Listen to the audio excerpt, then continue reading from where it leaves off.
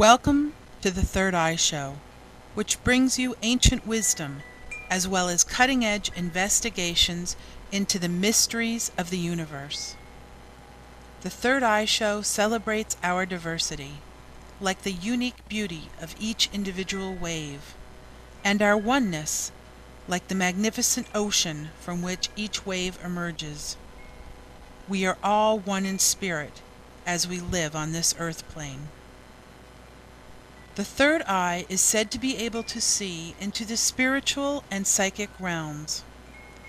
At a time when our lives, our country, and our planet are undergoing intense transformations, we will explore topics that will fascinate, enlighten, and empower.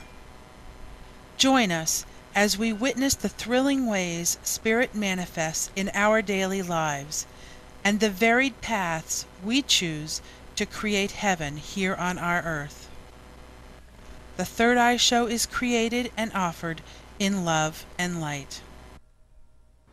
On today's Third Eye Show, we're talking about hope, peace, house clearing, psychic protection, and happiness. First, Lucia Reed tells us about her friend Lisa Josie Davenport's investigation into the nature of hope. Next, Wesley Doherty shares his unique perspective on achieving peace. Then, Patty McDonald leads us in a relaxing meditation that surrounds us with loving protection. Then, Lucia explains the benefits of a house cleansing or smudging and describes the process so we can lighten and bless our own personal spaces, either at home or at work. And throughout the show, we'll share some of Doria Gambino's tips for greater happiness. So don't touch that remote.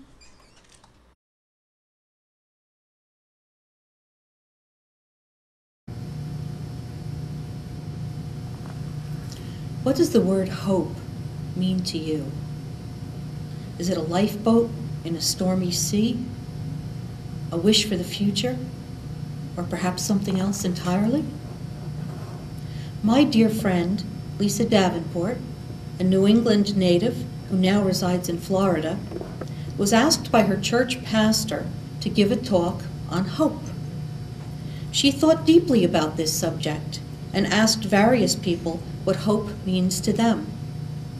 She has given me permission to share with you today what people told her, beginning with the youngest and ending with the oldest. Who I'm happy to say wasn't me. Kodiak, an 8-year-old boy, says that hope is a visit with the angels. It's amazing that an 8-year-old said that. Barrett, a 13-year-old boy, said, well, hope is something that you kind of believe in. Hope is something that you believe in, kind of, that's spiritual, kind of. It's like a wish. Obviously, these are all quotes. Ehrman, a 17-year-old high school senior, says, hope is something that keeps you going. You can lose everything in your life, but if you still have hope, you still have that certain something that makes you go on. Laura, a 21-year-old waitress, said, you can have any wish in the world and you hope for it. You hope to have everything in life, a husband, a family, everything. Hope is life. Hope is a wish. Brad, a 27-year-old professional baseball player, says, when I first thought of hope, I thought of it as a large scale that affects a mass majority of people and a small scale. The more personal effects of hope, such as I hope I live past 50, I hope I have lots of money, I hope I have a family, etc. Now, on a large scale, I hope the world doesn't blow up from nuclear war. I hope people are fair to each other. I hope we have failure and success. Most of all, I think hope has to do with what you want. I guess I could relate hope to faith, because both are similar. In both you hope there's a God and a reason why we're here, and you hope for better outcomes for yourself and others. For the majority, I guess I hope to be happy with the endeavors and life choices I make. It affects yourself and others. And I hope for the well-being of others and the decisions they make, because it could affect you too. Brianna, a 34-year-old waitress, says, quote, "Hope is strength. Hope is seeing the glass half full, even when it's half empty. Hope is believing when no one else does. Hope is powerful optimism. Hope is hard to find, but never lost." Tom, a 41-year-old massage therapist, writes, quote, "Hope is something you reach for when nothing else is working for you. It's the bridge between negativity to positive thinking. With hope comes insight. When I'm in despair and I'm looking for hope somewhere, there's a process of letting go of an attachment. To me, you can't talk about hope without talking about trust. Hope allows me to see the gifts within me that I have to offer the world. And with that hope comes gratitude for being given those beautiful gifts. It stretches me to allow me to do things outside of my comfort zone, which in turn allows me to build my confidence by facing a fear. And afterwards, I get the privilege to live the rest of my life without that fear. This is removing a filter that I view my world through. Now my world looks different. From this place, there is a whole new world, fresh, exciting, and inviting." Bonnie, a 47-year-old mom, acupuncturist, and shaman, says, "I hope that across our world, people can open their hearts so we can have peace fairly soon, so we can just accept each other as we are, so there can be peace in this world. That's what I really hope for." Parenthetically, her 20-year-old son just left for Iraq. Elaine, a 50-year-old wife and caregiver of her elderly parents, says, quotes, "It means my mother because that's her name.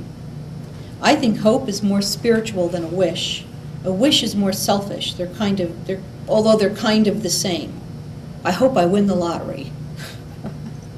Gail, a 50-year-old mother, grandmother, and longtime professional woman, said, "Hope means to me, hope means that there's certainty for the future.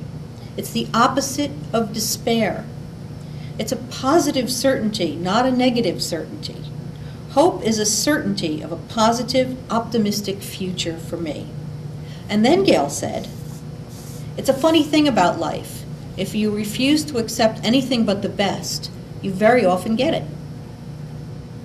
That's interesting. Kirsten, a 51-year-old mom and account executive, says, "Hope means to me, well, I guess hope is what I see in the future. Hopefully it's a good hope. It's goodwill toward mankind. It means hoping the best for people. Hope is wishing. It's more spiritual. I hope for my child. As a parent, you do that. You hope your child makes something of his life." Linda, a 57-year-old cosmetologist and esthetician, said, "If you give up hope, you give up everything. You have to have hope to believe. You have to have hope to heal. If you don't have hope, you aren't going to nourish yourself to heal. I try to give my sister hope because this is her third time around with cancer." Joni, a 70-year-old retiree and grandmother, said, "I would hope that my family stays healthy and happy and safe."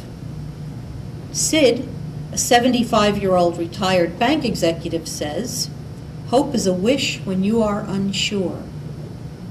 Elise, a woman of 103 years, says, There's no need for personal earthly hope anymore. My hope is in the Mass, the Catholic service. And what does hope mean to you? If you'd like to share your thoughts on this important topic with the community of Third Eye viewers, drop us a line. Our email address is right here on the screen, and we'll read your responses on a later show. Thanks.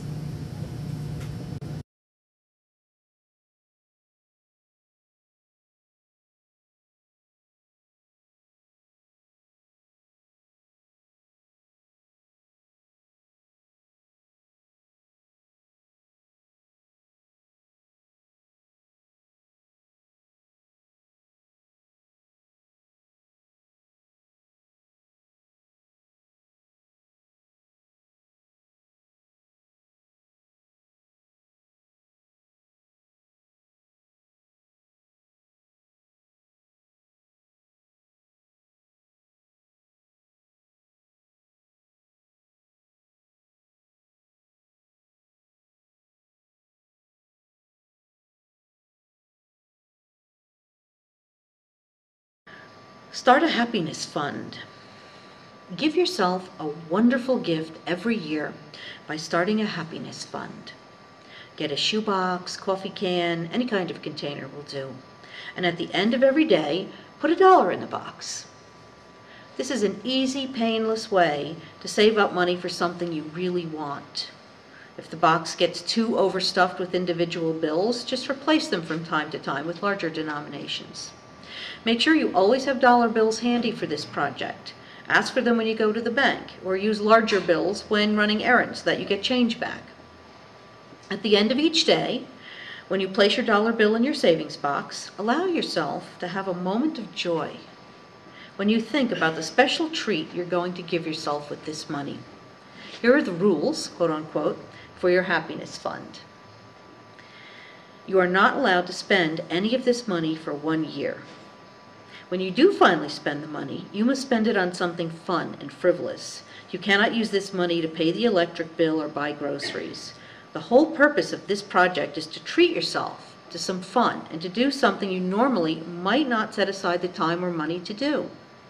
Buy a plane ticket, go visit that friend that you haven't seen in ages. Treat yourself to a day at the spa, have your hair done, get a facial, have a manicure. Go on one of those hot air balloon rides. Get season tickets to the theater or baseball or opera or whatever you like. These are just a few ideas. The point is to come up with something that you really love to do. And number 3, you're not allowed to feel guilty spending this money. This is your annual gift to yourself, and you're supposed to enjoy it. So have a great time.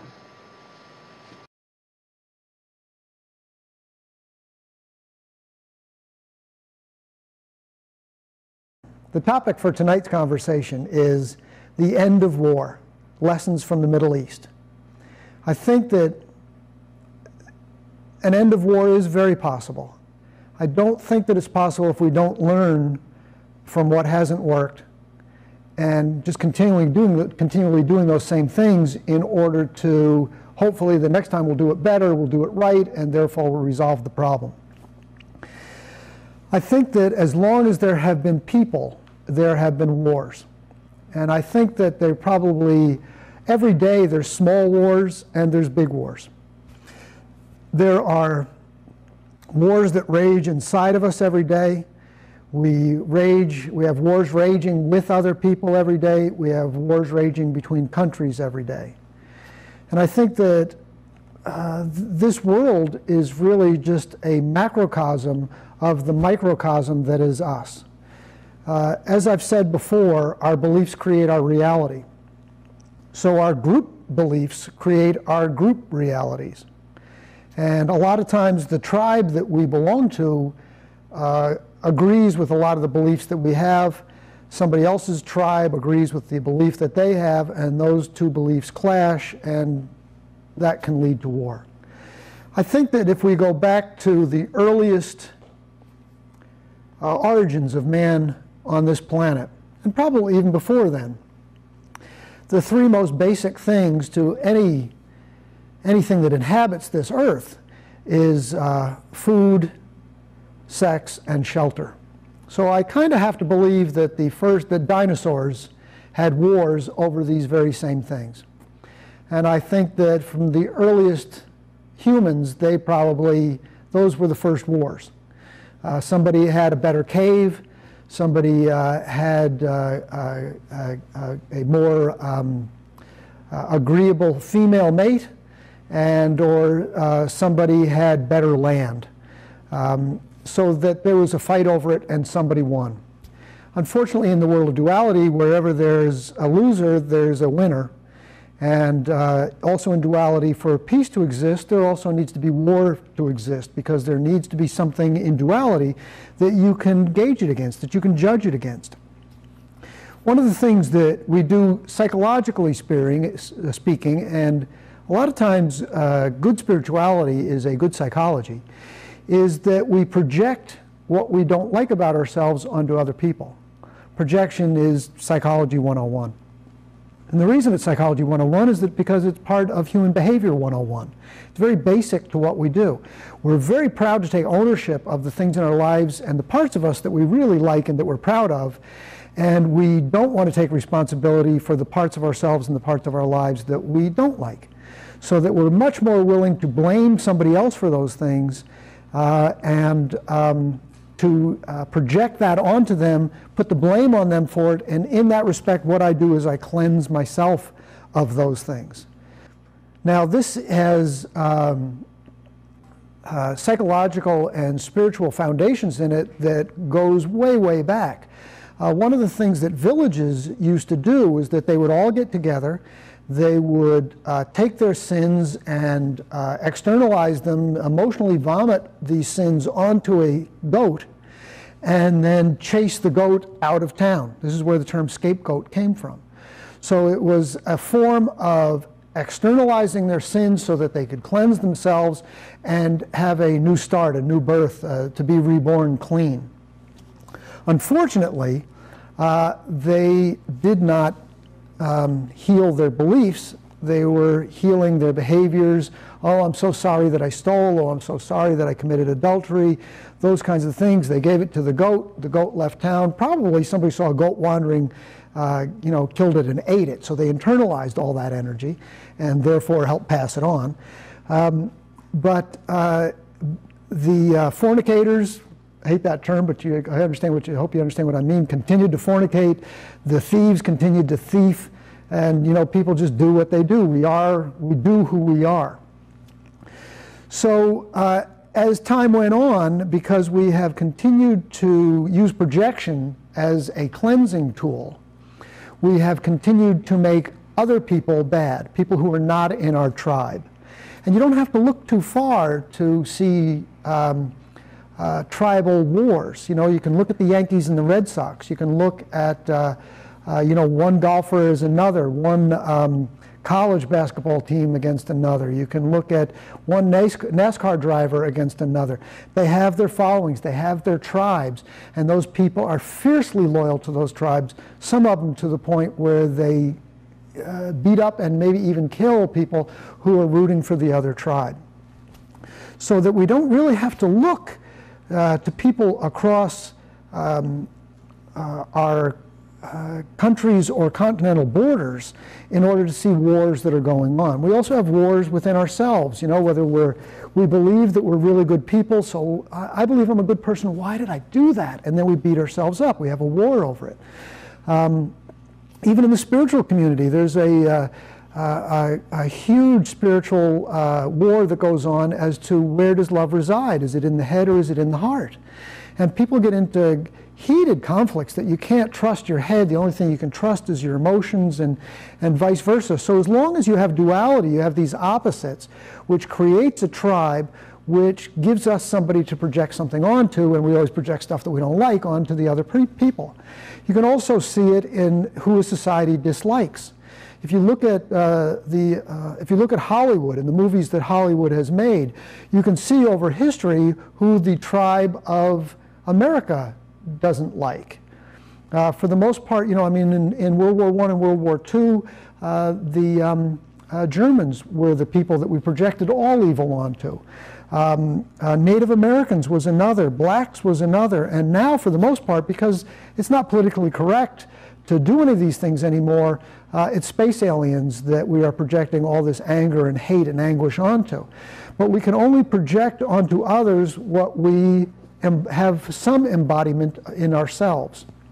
So that there's a saying in AA, if you spot it, you got it. If you see it in another, it's because the only reason you can see it in another is because you already have it in yourself. It's one of the nice, I mean, this works two ways. You know, that's one of the reasons that when you first fall in love, the other person is so great and so wonderful and so perfect. Really, all you're doing is allowing the euphoria that comes along with those feelings of love to overcome your feelings of self-loathing, and that you're able, then you're projecting your perfection, your happiness, your joy, your creativity, your intelligence onto somebody else, and loving that person for those things. So it is a two-way street, or it works on both sides of that same, flip sides of the same coin. So, I mean, we can hate nukes, we can hate armies, we can hate bullets, we can go for gun control, we can do all these kinds of things, but really those are the tools of war, but they're not what war is based in. For us to be without war, really each and every person on the planet has to be satisfied. They have to be fulfilled. They have to be loved. The war within loving also. The war within themselves has to have been brought to peace, so that that can be projected out into the world around us, so that peace can take place there. I mean, you go back to the caveman that we were talking about, and the bigger caveman probably got the better cave, the better woman, and the better land. So the guy who was smaller had to leverage what he had so that he could win those things back. So maybe he dropped a rock from a cliff and killed this other guy so that he got it back. So human ingenuity became the tool as opposed to raw power. And it was human ingenuity that developed a knife, and then a spear that can be thrown, and then a gun that can be shot, and then a gun that can be shot better, with more accuracy, and then a gun that can be shot 1,000 rounds a minute instead of one every 30 seconds that had to be reloaded. And then let's make a gun fly. We'll put it on a plane. That'll really help it. And then bombs and cannons and nuclear armaments and all the other things that have come out of this they're not the problem. The problem is the unfulfilled human that felt that the way to resolve their problems was to build better, more powerful weapons to overcome the foe. That's where war comes from. So that the healing really takes place, as always, in between the ears. We have to go from some place where we believe there is another out there that we can project our self-hatred onto. And then really what we have to do is that we have to forgive our own beliefs and our own inadequacies. We have to forgive our belief that we're not good enough. We have to forgive our belief that it's even possible to be separate from infinity and therefore imperfect and therefore deserving of punishment. We have to heal what's going on inside of our own heads, so that can be the outward manifestation that takes place in our world can be completely different.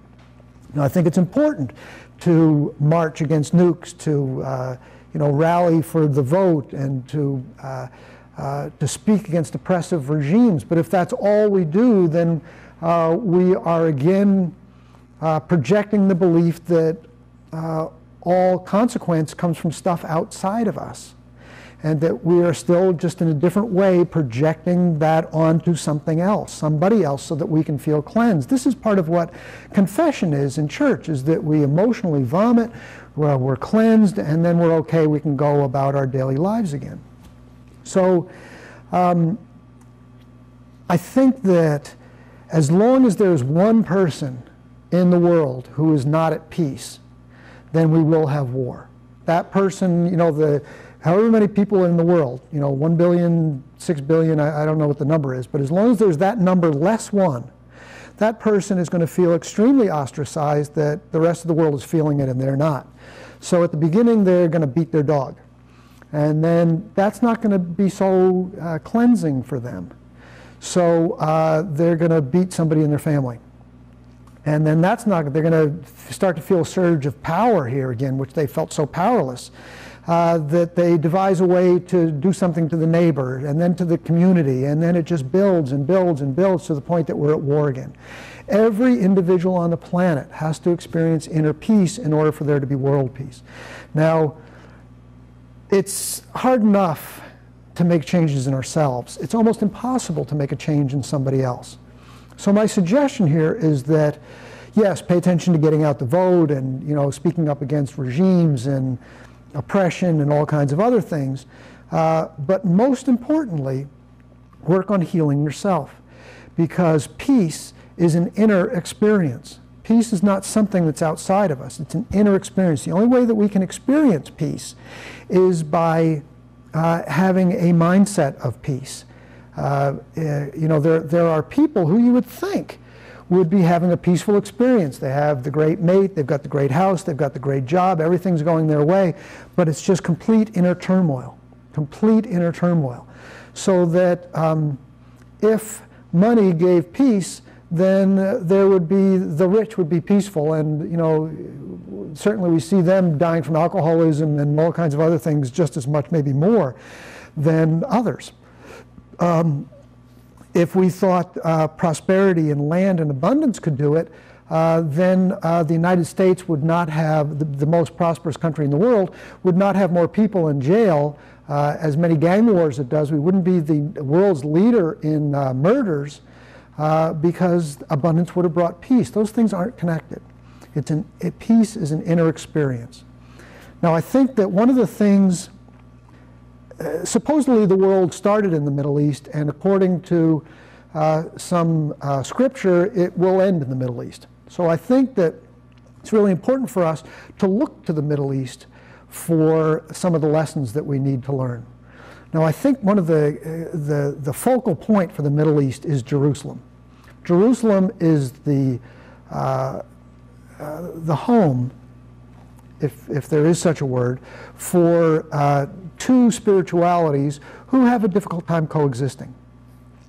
Both of them believe that some of their holiest temples are in that village, and that there's a tremendous amount of external, very tangible, visible wars going on. There's small wars going on every day that we don't know anything about on this side of the pond, and there's all kinds of little skirmishes that take place every day. People hating people just because they belong to a different tribe. Now, both of these people, I think, my understanding of it anyway, is that they believe that if the other tribe and their God have control over that town, then they lose that town and all the power and tradition that is part of their spirituality. So that it's not a very abundant viewpoint, for sure. If one has it, then the other one doesn't. And that's a very universal viewpoint in a lot of the things that we look at in the world. Competition in business is built on that it's a small pie, and that if somebody else has it, I don't. Now, the thing that is incredibly interesting to me is that Jerusalem is the focal point for this. I have been told that the word Jerusalem, Yerusalem, and Yerushalom means peace of God. So here are these two very religious groups literally fighting over the peace of God. And what they're believing is that the peace of God is in those buildings, is in that ground, is in that sacrament, is in that scroll. And that if the other one gets it, that all their traditions, all their happiness, everything dies. Now that's a big part of why there is war, is that really all of us want happiness, all of us want peace, especially the peace of God. I mean, there's no better peace than that, right? Because it's for everyone. It's not a dualistic peace where if one person has peace, the other one doesn't. Where one person pays, one tribe pays for another one's peace. So they're literally fighting over the peace of God as if the peace of God is limited to a scroll or to a building or to a particular location. There's a great story out of Buddhism where there's a gentleman who's on a monk who's on a long trek, and he's exhausted, and he's carrying a sacred text, and he puts the sacred text down, and he lays down and he puts his feet up on the sacred text as he has his hands behind, you know, his head, and he's looking at the sky and just recovering. And another holy man comes by and says, you know, what's wrong with you? You have your feet on this sacred text. You know, you're blasphemizing here. And he said, well, you show me a place where God doesn't exist that I can put my feet. And the other monk was stumped, and he agreed, and he just walked away. So that there was no blasphemy in that. There was no disrespect for God in that. So that Jerusalem, I think, is such a good focal point for that lesson, that people are literally fighting over the peace of God, but really they're not fighting over the peace of God as if the peace of God can be limited to a small piece of real estate or to a piece of papaya or something else, that it's everywhere. And that once we realize that the peace of God was within ourselves, and I don't agree with the war between the head and the mind. I really think God is not an either or to me. God is an and. So it's either loving thought or thoughtful love. It doesn't make any difference to me, but they're both the exact same thing. It's not an either or. So that to recognize that love is available to all of us all the time, and it's got nothing to do with real estate. It's got nothing to do with anything that can be taken away from us because it's within us all the time. Then we're no longer fighting for the peace of God. The peace of God is infinite. The peace of God is abundant. The peace of God is everywhere. So that it doesn't make any difference who owns Jerusalem, because that's not where peace is. Once we stop learning to stop fighting over the symbols of God and still recognize that we embody the peace of God, there will be nobody between us and the peace of God. A lot of times that's what war is about. Somebody is between our happiness. There's some block that is between us and our peace, our happiness, our abundance. So if I get rid of that, I will have peace, I will have abundance, I will have joy, all those kinds of things. And that's why people can justify killing other people, because they're in the way of my peace, they're in the way of my abundance, they're in the way of my happiness. When we recognize that peace is everywhere, that the abundance of God is everywhere and infinite, that it's within us, then we recognize that if there is a block to it, it's within me, and that I can no longer project those blocks onto other people. I can recognize it in myself, heal it, and when I do that, I no longer am angry at my brother, I embrace my brother. That's how we get peace. Thank you very much for listening.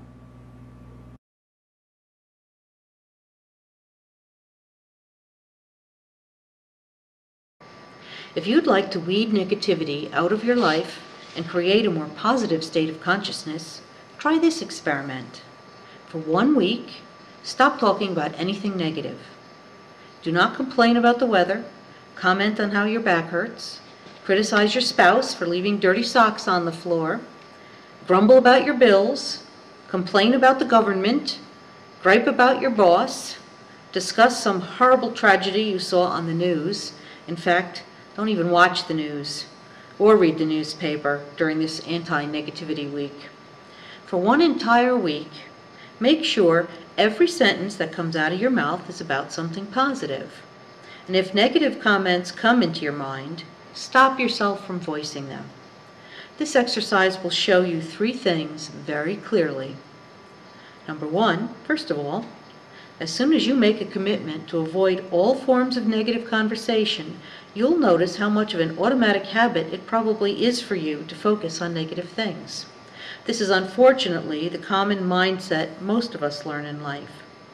When you catch yourself about to make a comment that is negative in nature, you'll become aware of the fact that you probably have hundreds of negative thoughts every single day. No wonder you don't feel so good. The next thing you'll notice is why you ended up with a mind full of negative thoughts in the first place.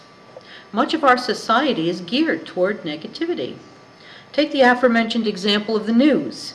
Every evening's broadcast is full of the bad things that happened that day. We're informed, quote unquote, about all the tragedies, but we're not told about the thousands of good things that happened that day, are we? We are literally conditioned to focus on the bad stuff, everything that's wrong or could potentially go wrong. And we keep reinforcing this behavior in each other. Watch what happens when you take a week off from negativity. Undoubtedly, most of the people you talk to will steer the conversation in the direction of a negative subject. Your job will be to shift each conversation in a more positive direction, and this may be a Herculean effort when it comes to some of the people around you. You may have to avoid talking to certain people altogether this week, as some people will always look on the gloomy side of every situation. You know the type.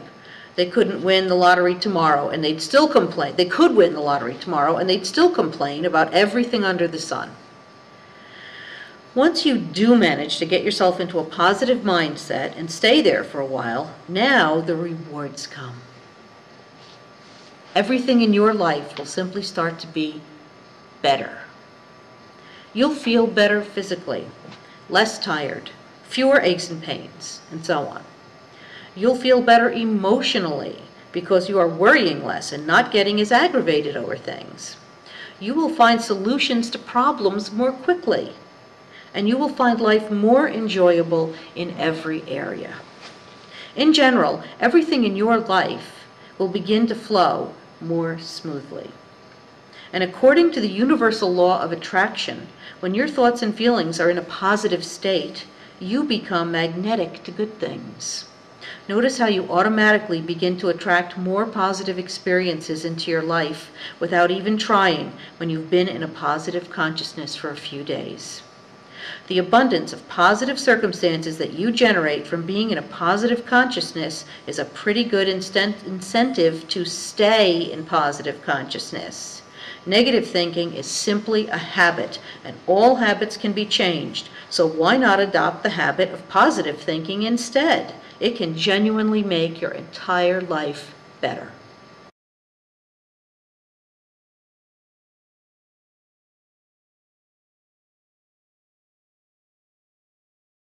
I'd like to talk to you today about doing some affirmations and also just kind of a meditation on protecting yourself. And when I say protecting yourself, I really mean protecting yourself from any negative energies which you may encounter in your day-to-day activities or your day-to-day interactions with other people.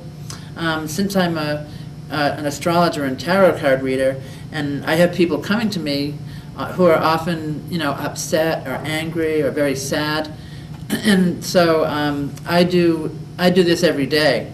And especially on days that I'm doing readings for people, because although I want to have compassion and empathy for what people are going through, I really don't want to be carrying, their pain with me, after the session is over. But even if you're not a reader, it can be really good to do this because it kind of prevents you from picking up. You could be having a conversation with somebody who's very upset or who's angry or who's in pain, and while you want to be present for other people, you don't want to carry their stuff around with you.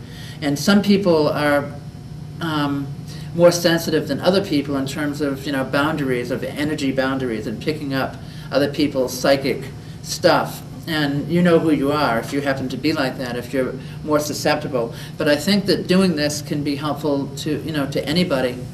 So so it's good just in general for protection and for feeling safe, and also just for really protecting yourself against any unwanted energies that may be out there. And I'm going to tell you what I do for this, but keep in mind that this is only what I do, and you have to do what feels right to you. So you can vary it. What I do is I close my eyes and imagine a pink light around me that surrounds me and protects me. And I'm going to ask you to close your eyes in just a second so that we can do that. And before I do that, I just want to emphasize again that you should always do what feels comfortable to you. So whatever color the light is, it doesn't matter. It could be gold, it could be white, and you could say different things. The only thing that matters really is your intention. Your intention is everything. So while we have a few minutes, I'm going to ask you if you're sitting down to, to close your eyes and just really try to relax and take some really deep cleansing breaths. And every time you inhale, imagine that you're inhaling, warmth and safety, and when you exhale, imagine that you're exhaling, any negative energy or any tension or stress from the day or from anything, actually. And just relax and imagine that your whole body feels warm and loose, and picture in your mind, imagine that there is, a beautiful pink light around you, just a very soft, warm, loving light, and it is surrounding your whole body, and it's surrounding you, it's protecting you, it's filled with love and protection and purity and goodness. And just really picture that and really feel that around you.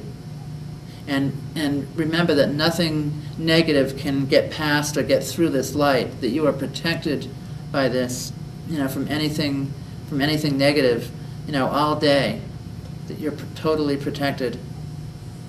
So just for a few minutes, just kind of sit with that. And when you're ready, open your eyes and know that you are loved and that you're a part of spirit and part of the universe, and that you are completely protected. So I hope that helped, and I wish you all peace and love and blessings.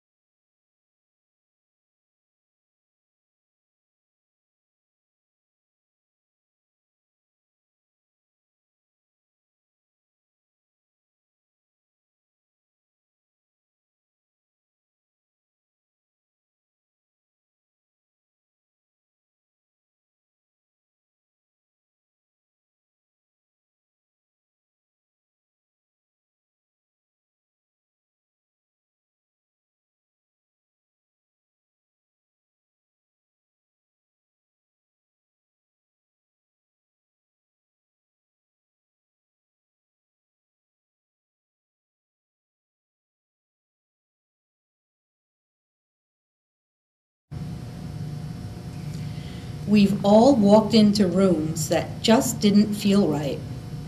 You could sense tension in the air, or the space just didn't feel like a place you'd like to spend time in. Unfortunately, sometimes we get this feeling when we walk into our own homes or offices. What's going on? Well, we're constantly surrounded by energies of all sorts. From the cosmic radiation of the Big Bang, the birth of our universe, to the energies of our personal consciousness, to the residue of others' emotions and experiences. We're awash in a sea of energy fields. This is why it feels so peaceful when you enter a place of meditation and prayer. Likewise, a place that has experienced strong negative emotions, such as those of anger or illness, may very well retain an impression of those feelings, sometimes long after the players have gone. So, perhaps you have just recovered from a bout of the flu or insomnia and notice a heavy feeling in your bedroom that wasn't there before. Or you've started a new job and feel uncomfortable in your workspace or cubicle. Or the atmosphere in your home feels heavy and listless. Or you may think you have a spirit presence in your home. Is there anything you can do about these problems? The answer is an emphatic yes. Sluggish and depressing energies can indeed be cleansed from space. Just as you give your home a tip-to-toe spring cleaning every year, and we all do that, right? You may choose to give it a seasonal or yearly energetic cleansing as well, and sweep away that haze of energy cobwebs. Many methods for cleansings are readily available. For example, I consider Denise Linn's book, Sacred Space, to be a classic of its kind. I love this book. In Sacred Space, Denise Linn offers suggestions from many spiritual traditions, from the shamanic to the cosmic. And the internet offers a wealth of options. Trust your instincts and choose the one that feels right for you. Today, I'm going to share with you the method I generally use to clear energies. I encourage you to adapt it to suit your personal preferences and proclivities. Okay, so what do we need to get started? Well, these are the things I like to use. First and foremost, intention and prayer. Then, sea salt, which we have here. A candle. Herbs, which I'll be talking about. Some herbs. And a bell or other percussive instrument.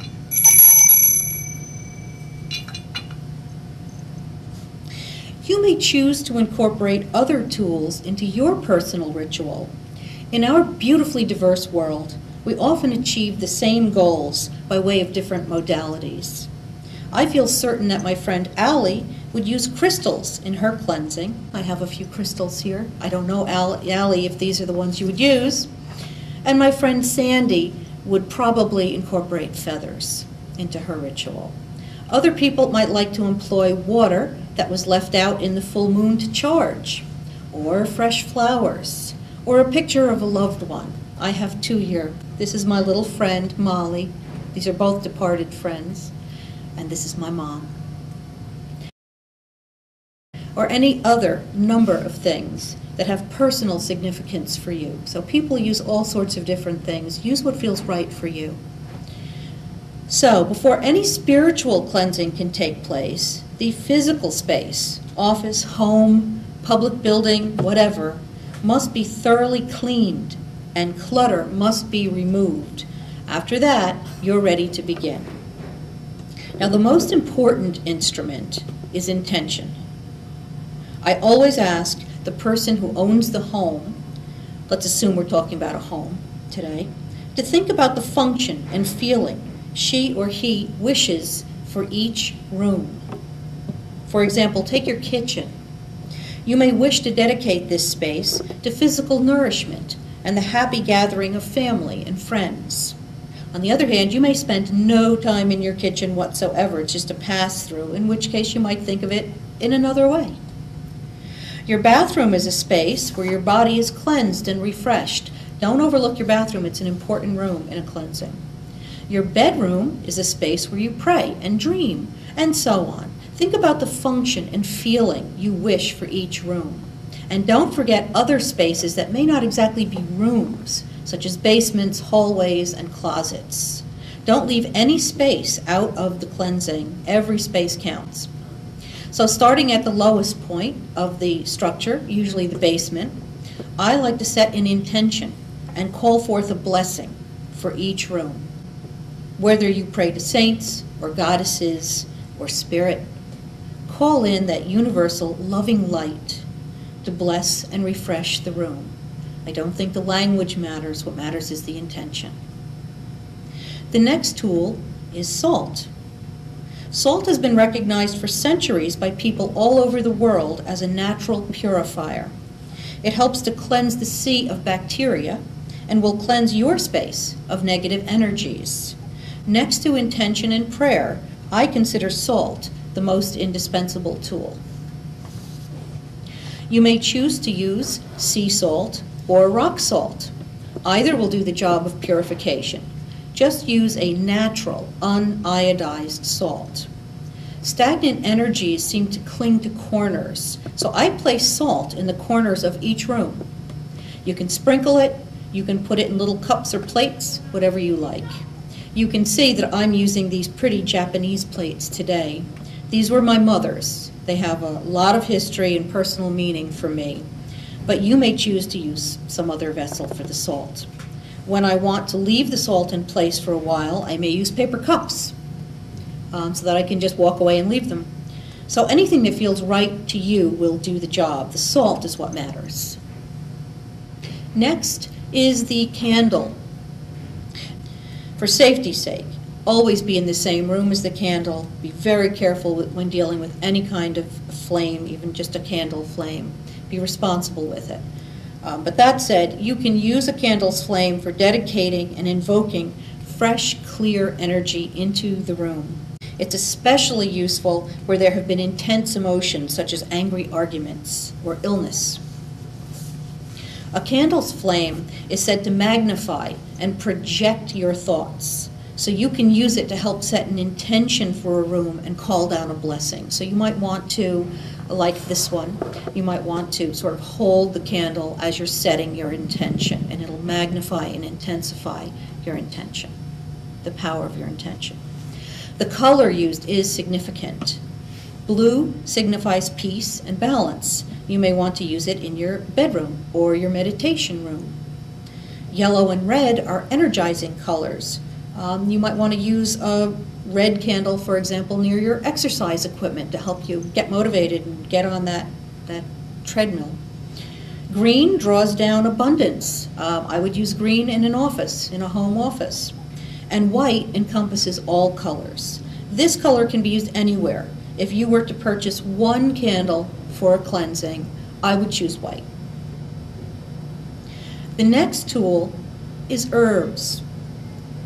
Sage, sweetgrass, and cedar are often used in cleansing, or smudging as it's often called.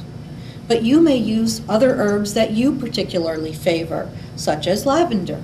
You can even use evergreen needles. I think that's really actually a lovely idea. I may try that sometime. Sage is probably the most commonly used herb for this purpose and can be purchased in what is known as a smudge stick, like this one. You can see this is a used smudge stick. Sage is associated with purity, things of the spirit, and heaven. Sweetgrass and cedar are said to drive away negativity. I particularly like the fresh, sweet scent of sweetgrass. I love this stuff. You can buy it in ropes like this. This costs, I think, about $8. My husband Mike and I like to throw a handful on top of our wood stove in the winter and enjoy its aroma. It seems to add to the deep peace of a winter afternoon. So you can just break off a piece and put it on your wood stove or burn it in a bowl, and the smoke is what's going to do the trick for you. When using herbs, burn a good amount of loose herbs in a large, safe bowl, like this one, or use a smudge stick, like this. Move in a clockwise fashion around the room, making sure the smoke reaches every nook and cranny where old energies may have collected like cobwebs. But remember, herbs, especially something like this smudge stick, can smolder for a long time, so do be careful and stay safe. The herbs will lift your spirit immediately with their fresh scent and will do wonders for your space as well. The next tool is the bell.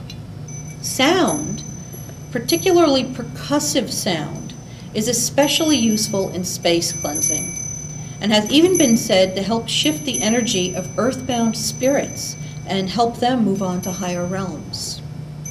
Any percussive instrument will do, such as gongs, wind chimes, drums, rattles, or even hand clapping.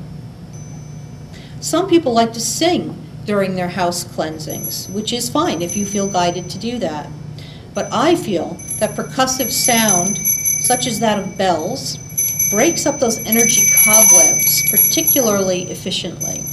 So I like to ring a bell in all the corners of the rooms to be cleansed. This bell was my mother's, so it has a particular meaning for me again, and I love its tone. So, for a quick summary of the process, after the space has been thoroughly cleaned and decluttered, I work from the lowest point of the house, usually the basement, to the highest, making my way around each room and not forgetting closets and hallways in a clockwise fashion, paying particular attention to any place where the energy is especially heavy. I place sea salt in each corner. I set the intention for the room, dedicate it if you will, and call forth a blessing, while holding a candle to magnify and project my intention. I smudge the room thoroughly with the smoke of herbs, and I ring a bell or clap my hands to break up energy cobwebs. Now, what about ghosts? I mentioned that before, right? Earthbound spirits? Well, remember, contrary to what Hollywood would like you to believe, ghosts are people. People who, for whatever reason, are stuck between worlds. Add the illumination of compassionate, loving intention to this process, and you may very well be able to light the way for an earthbound spirit who's having trouble finding his or her way to the higher side. This simple process of energy cleansing is an extremely effective way to lighten, brighten, and clear the feeling of your home, office, or other space. You can even cleanse your desk. Just cleanse your cubicle or just your desk. It'll do a wonderful job for you. Try it. I think you'll be truly amazed at the results. Thanks.